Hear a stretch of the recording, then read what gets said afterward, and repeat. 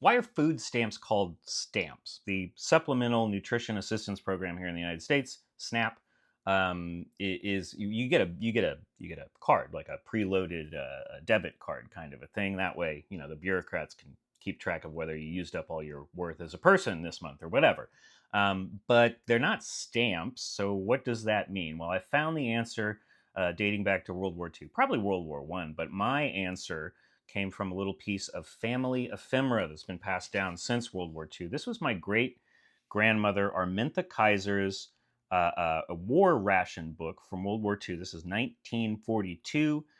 Civilians really got on board with rationing during the world wars in the 20th century because they didn't have a choice.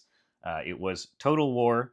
And so everybody had to do their part, as they say. And as the government writes from the printing office on the very back here, if you don't need it, don't buy it, which is still good advice. But the answer to my initial question about food stamps, sometimes you might hear them called green stamps.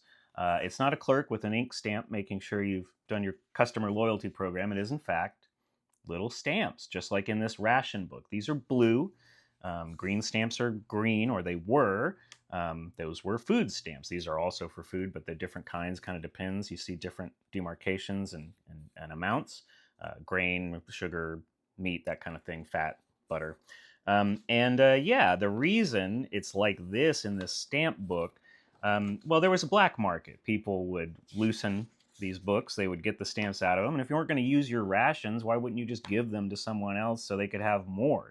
Like that's it actually seems like it should be allowed. But anyway, it wasn't. They needed to keep track of these things, right? This is all a matter of accounting for the war effort. So, what it meant was you had to come in with your booklet with your name on it, and the clerk had to take the stamp out themselves to prevent, I guess, black marketeering. So that's kind of interesting. That's where the answer to that food stamp question comes from. Eventually, obviously, they replaced it with cards.